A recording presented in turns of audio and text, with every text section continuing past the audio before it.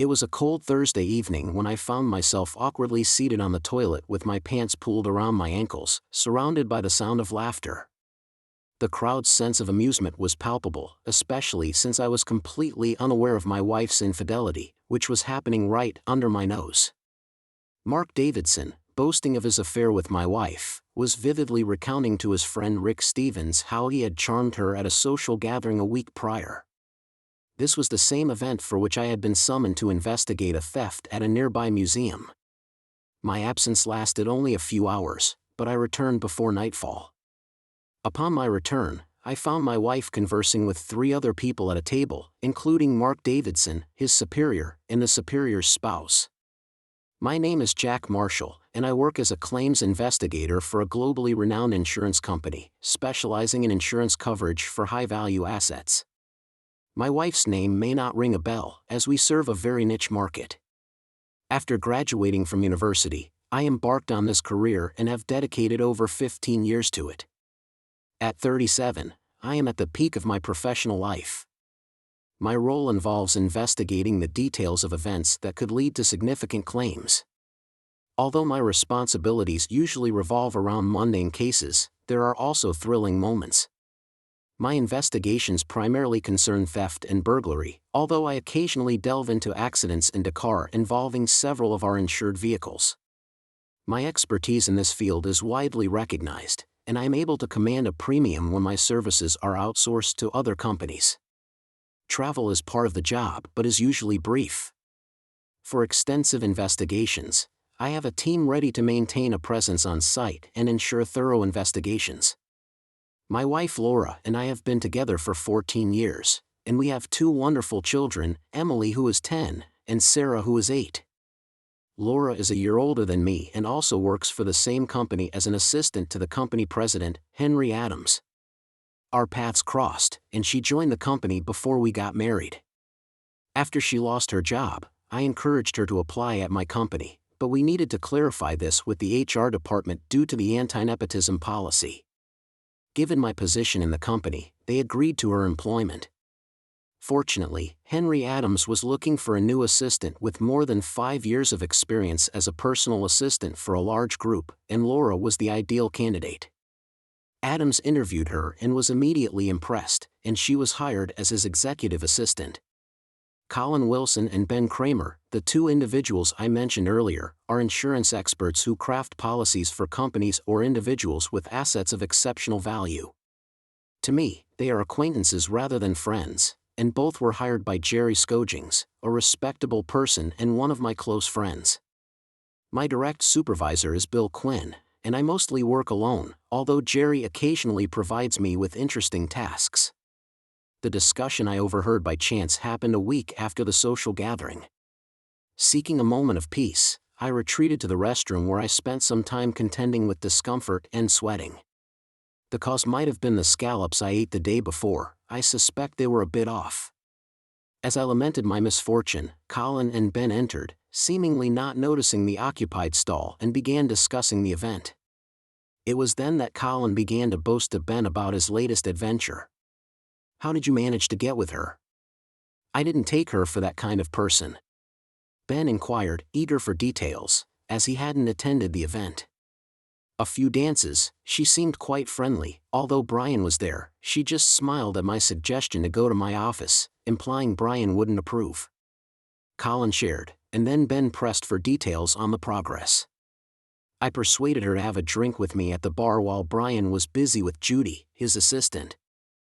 I ordered a double for myself and then, while she was engaged in another conversation, I covertly switched our drinks. That part was easy. I just planned to get her a bit tipsy so I could get closer to her on the dance floor." Colin admitted his strategy, but Brian was still around. "What did you actually manage to accomplish?" Ben doubted Colin's intentions. "No, I didn't orchestrate his departure, that was purely coincidental. He approached her during a brief dance, telling her he had to leave for a moment. Although she initially wanted to leave with him, he encouraged her to stay and enjoy herself, confident he would be back soon. She reluctantly agreed, joining me, Jerry, and his wife as Colin narrated, leading to the climax of his story. "So what happened after Brian left?" Tell me the interesting details quickly," Ben urged, eager to hear the conclusion. After Brian left, I seized the opportunity to order her another drink, instructing Joe to make it stronger again. She was none the wiser. We shared some slow dances, and by then she was noticeably drunk, leaning heavily on me. During our dance, she occasionally brushed against me in an unmistakably flirtatious manner, giggling softly each time. I sensed that she could completely lose her inhibitions with just one more drink, so I got her another, which she downed with astonishing ease. Her behavior became more uninhibited with each passing minute. Indeed, I continued, after she had another strong drink, she began to feel dizzy. I suggested we go out for some fresh air, and she agreed without hesitation. We headed to my car, and once we were seated in the back, it was clear she was barely holding on. When I made bold to take action, she didn't resist. In fact, she seemed to welcome it, encouraging me to continue. The narrative then turned to the planned future encounter. I tell you, everything is arranged for next Saturday. She's supposed to go to the hairdresser, but instead, she's going to meet me. We've already planned to spend the day together at the hotel. Just wait and see. Ben's sense of jealousy was very apparent. Dude, I've always thought Allison was attractive. It's hard to imagine what she saw in Brian in the first place. Maybe once you're done, you could introduce me. We'll see. But let's keep this between us for now. I don't want any slip-ups. Colin insisted, emphasizing the need for discretion. Exiting the restroom, I felt dizzy. My stomach and chest were in turmoil due to the physical and emotional confusion. The shock of overhearing such a conversation was overwhelming. Recalling the party that night, I remember everything seemed normal. When I returned, Allison was chatting away, showing no signs of drunkenness. Here is the translation of the provided text into English. Colin quickly left after a brief conversation. What Allison whispered to him. At the time, everything seemed harmless. The intimacy with Allison that night, upon returning home, now pains me with new suspicions. Is this a sign of guilt, or a spontaneous expression of emotion? Despite a week having passed, Allison's attitude remains unchanged. Her account of that night is vague and eventless. She mentioned the upcoming plans for Saturday, which coincided with the details Colin boasted about, striking a nerve with me. These pieces are falling into place, painting a picture I cannot ignore. Is this merely a coincidence, or evidence of a scheme of deception? As I consider confronting the situation, the reality of the circumstances weighs heavily upon me, prompting my decision to observe more closely and question my trust in those around me.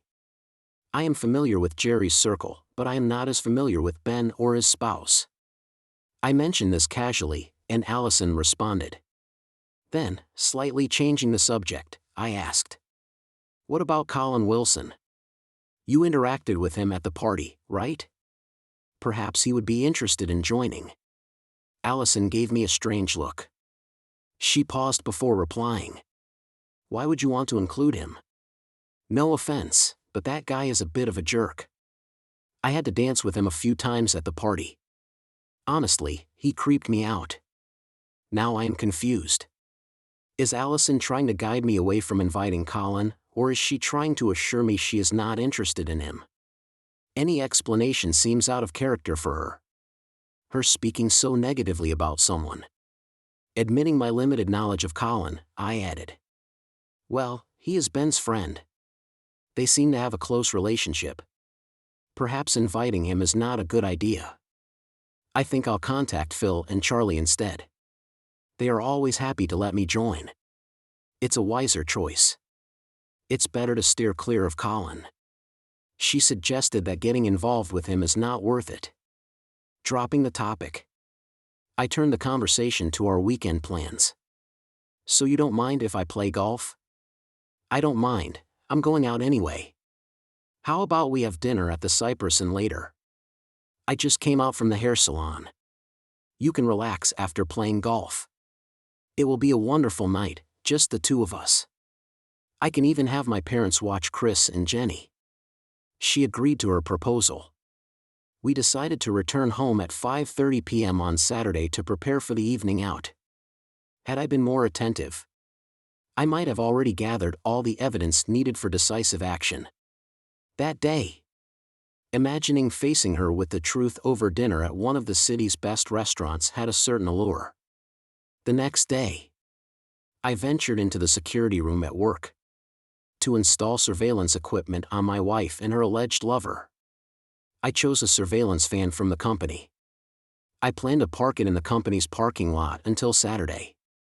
I prepared 2 small transmitters for myself to place in her purse and car, along with a compact GPS device for her vehicle, ensuring I could accurately track her movements. Although the van was equipped with video surveillance equipment, it was impossible to film them in a motel. I considered hiding a camera in her clothing, but it was a gamble, depending on whether she chose to wear it. Despite the uncertainty, GPS would allow me to discreetly follow her.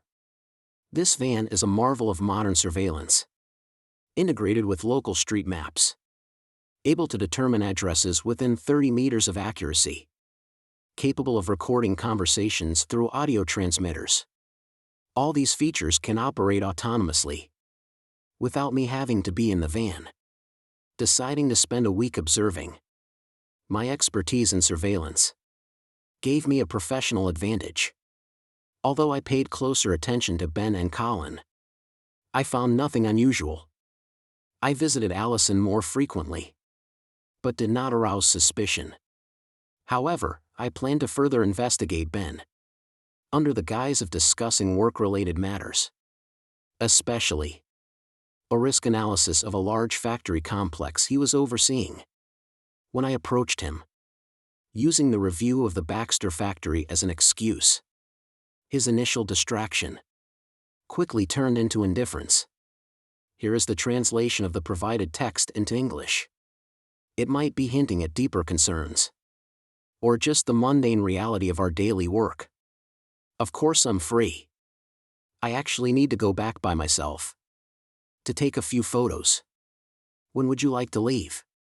I suggested, how about in an hour? He agreed it was perfect. I'll drop by your desk on my way out. I confirmed and exchanged some pleasantries before leaving. When I looked back, I caught a brief, sneering exchange between Ben and Colin. Their gaze followed me until I was out of sight. Interesting bastards, I thought, determined to make Ben regret his role in this matter. As planned, Ben joined me an hour later, and we set off in my SUV. Secretly, I placed a small transmitter in the console, hoping to capture any revealing conversation between us.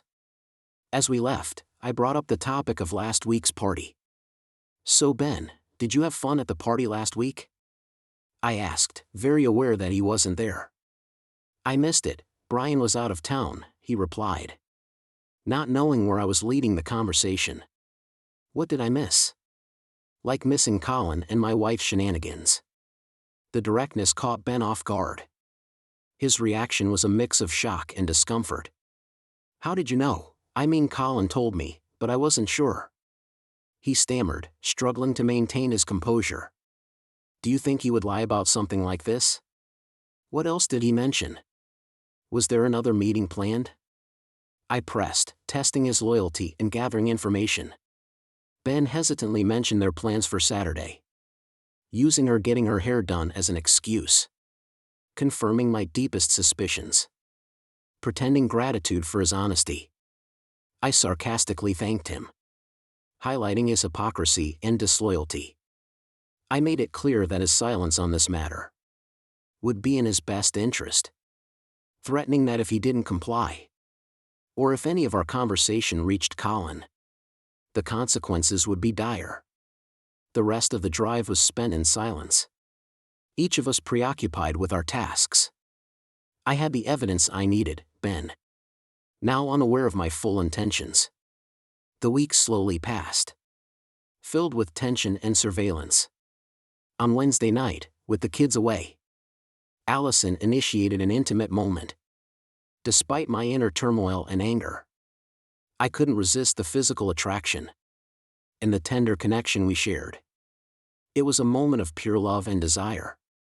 Temporarily pushing aside my doubts and fears for our future. Afterwards, in the afterglow, Allison scoffed at the necessity of us reconnecting more frequently, hinting at what had quietly crept into our relationship. Let's make sure this doesn't happen again, I firmly suggested. Okay, I'll definitely try. Allison agreed. How much time do we have left? Do we have time for a quick shower? She asked. I have to pick up the kids after 9. But if you like, we can postpone. Or we can wait until our Saturday night date. I can let the kids stay with their mother overnight. I suggested that it could work. I have a hair appointment on Saturday. You have golf. Then we have our dinner date. After that, I'm all yours, she teased. Sounds like a plan. Is there anything else on Saturday? I asked. No, just our date. You better be ready to make up for lost time. She joked, I don't have any better offers. I replied with a smile. It's settled then. Allison quickly got dressed and left to pick up the kids, leaving me to ponder what had happened. If she was with Colin, how could she love me like this? Something was off. I intended to find out the answer on Saturday. As she left, I tested the transmitters and made sure they were working properly. I planned to install them in her car on Friday night. And Percy, leaving no chance. But before that, I needed to see Ben again. I had to know which motel Colin had booked. The next morning, I arranged to meet Ben in the cafeteria. After briefly briefing him on the mission, I secretly slipped a transmitter into his jacket, ensuring our conversation would be monitored. Ben was visibly anxious. Agreed to help, fearful of the consequences of refusal. Back in my office, I listened in on their conversation. Ben essentially asked Colin, demanding details of their rendezvous. Colin was initially on the defensive, but eventually revealed the reservation at the Skagway Motel on Stoller Street. With this crucial information, I satisfyingly turned off the receiver, pleased with the progress. Now with the motel address, I could set up the surveillance equipment in the van to operate autonomously. I wouldn't need to be present to witness the painful truth unfold. All that was left was to wait until Friday night. However, I suddenly thought, what if I could capture them entering the motel room? Determined to explore this possibility, I headed to the Skagway Motel, ready to make a plan. As I entered the motel office, I patiently waited for the clerk to assist me. He was a shady character, but that worked to my advantage. Honesty was not a priority right now. Hello, my friend. I'm an investigator for the insurance company. I need some information. Here's my ID and search warrant, I said, showing my badge. Handing him a seemingly convincing document, which was actually a clever forgery, designed to deceive the unwary. I handed him $100 bill, sweetening the deal. Can you confirm Colin Wilson's reservation and provide the room number? I asked, initially hesitant. After a little persuasion, plus another $50 subtly handed to him, I told him about the surveillance van to be deployed on the property. He was indifferent, unconcerned with this arrangement, expressed gratitude. I gave him another $50 for his discretion. He grinned, sinisterly pocketing the bill with the necessary information. Now I could place a camera through the van's front window to capture the images I needed. Friday at work felt endless as I prepared and packed. Unsure how to pass the time, I decided to visit Bill Quinn's office, ostensibly to discuss the recent gallery robbery. Seeing my wife Allison, her face lit up. We greeted each other. After a brief conversation, I entered Bill's office. We made small talk for a while. Then I brought up the topic of Colin Wilson. Bill was a young but astute president, open to my inquiries. I asked for his candid opinion on Colin's performance. Satisfied with his response, I left. I briefly chatted with Allison, then approached Ben, ostensibly to discuss Baxter's performance. I acknowledged Ben and Colin's conversation. Briefly flustering but compliant. The day ended without incident. I waited for Allison to head home together, explaining I needed to tend to the surveillance van. I said goodbye to her, then headed to the motel. I placed the camera according to the clerk's instructions, ensuring it was aimed at the designated room, then secured it in place. With a small amount of money, I secured the motel owner's cooperation. I went home. Friday night at home brought a pleasant surprise, as Allison arranged for the kids to stay with their grandmother, eager to continue the romantic evening we shared earlier in the week. Despite my lingering doubts, I couldn't deny enjoying the moment. Even as her newfound source of knowledge raised questions, I strived to fulfill every desire she expressed. I managed to do so. It consumed most of the night, but I was determined. I promised myself to bring some biographer's extra stamina. We lay side by side afterwards. I mustered the courage to ask about the sudden surge of passion. Allison, I'm enjoying what we're doing, but I have to ask where all this is coming from. Why now? I cautiously probed. Her response caught me off guard. I'm sorry, dear. Last week Nomi told me something I can't repeat. But thinking about us and our life just filled me with so much happiness that I couldn't help but express it. She explained. Despite her words easing my worries, a lingering doubt still remained. Are you sure I make you happy enough? Are you satisfied with our lovemaking? Or is something missing? I probed further for honesty. I love the way we make love. You always satisfy me in every way. I just don't want us to fall into a routine and lose their spark. Can't you see? Don't you want me to always crave you? She retorted with evident concern, affirming her love. We spent the rest of the night together, waking up in each other's arms the next morning, eager for another round. I coaxed Allison into the shower, where we indulged in each other once again. Afterwards we got dressed, preparing for the day. Then I headed to the motel, ensuring all surveillance equipment was set up and functioning properly. I arranged for the recording to capture the day's events. Satisfied with my preparations, I drove home to start my day, though it quickly soured during a tedious round of golf. In the late afternoon, I returned to the van to check the situation. Finding no signs of activity, I called home to let Allison know I was on my way, postponing my review of the day's recordings. Despite my inner turmoil, I decided to enjoy the evening with Allison first, then face the truth. As I drove home, conflicting thoughts played in my mind. If the evidence proves to be true, can I forgive her infidelity? Can we save our marriage for the sake of our children? These questions tormented me as I prepared to confront Allison. However, a small voice of doubt remained, urging me to reconsider the evidence I had gathered. At home, Allison had already showered and dressed to greet me. Heavy-hearted, I joined her to prepare for our evening out. Despite my inner turmoil, Allison's charming demeanor at dinner temporarily distracted me from my suspicions. However, the discord of her recent infidelity still lingered, casting a shadow over our interactions. On our drive home, Allison's affectionate gestures stirred up conflicting emotions within me. The contrast between her adulterous actions and her love for me. Here is the translation of the provided text into English.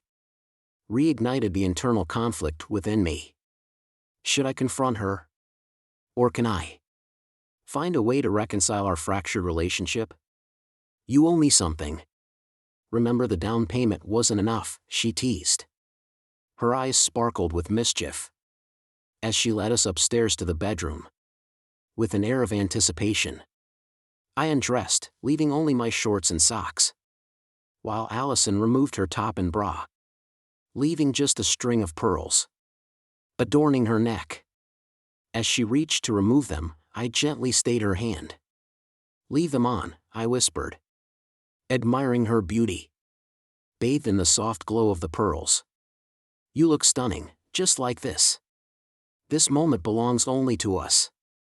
Tonight I am all yours, to do with as you please. Let this be the beginning of something special between us." My voice was filled with sincerity as I expressed myself. "Are you sure this is what you truly want?" she asked. Her gaze searched my eyes for reassurance. "I trust you completely.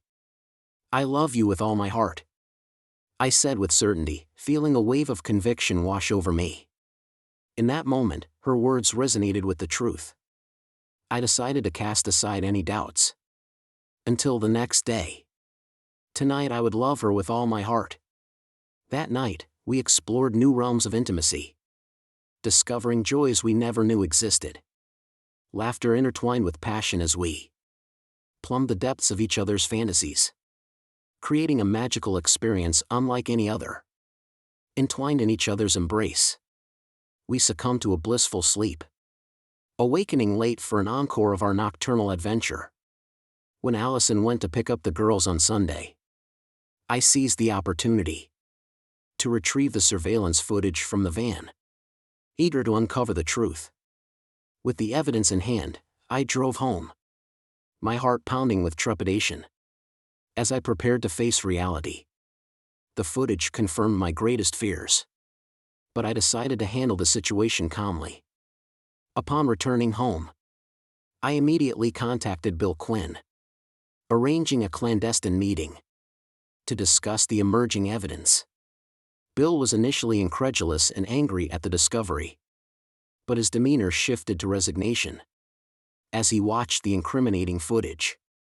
We agreed that swift action was needed. I commissioned him to terminate Allison and her accomplice Colin by Monday afternoon. With a heavy heart, I bid Bill farewell. His gratitude, offering some solace amidst the turmoil. Back home, I maintained a facade of normalcy, concealing the impending upheaval from my family. Until the next day. Despite the impending storm, I found a measure of peace in knowing that justice would soon be served.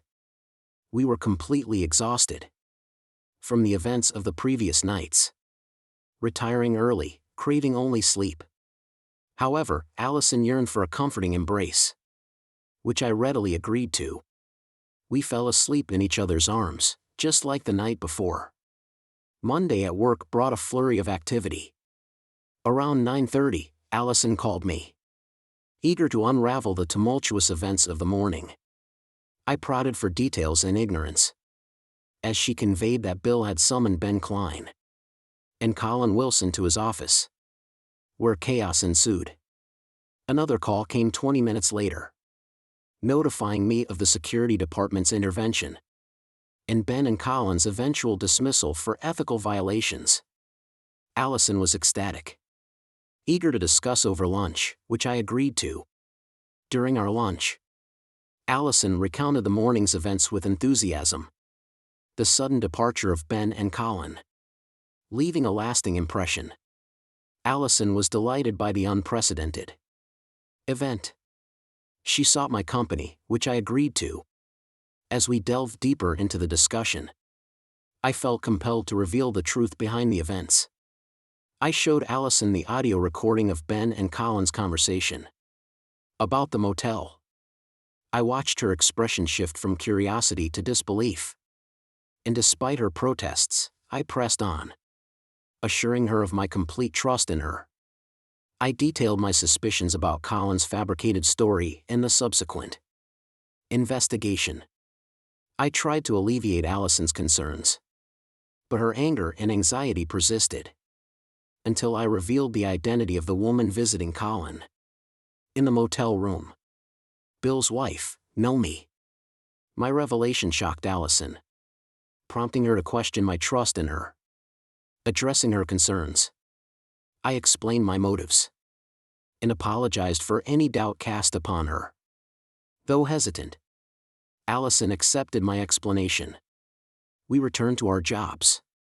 Later that evening at home in the tranquility, Allison revealed Bill's contemplation of Nomi's transgressions and sought my advice, offering counsel on forgiveness and reconciliation. I comforted her, noting the fragility of trust. In a surprising twist, Allison shared that Bill had offered her the position of vice president of the company's investigative department. I was overwhelmed with joy. She hugged me tightly, delighted at the prospects of our future. Reflecting on the trials of the past week, we reaffirmed our unwavering commitment to each other, determined to face any storms that might come. Thank you to everyone who took the time to listen to today's story. If you enjoyed it, please consider liking and subscribing. If you haven't already, feel free to share your thoughts on the events in the comments below. Take care.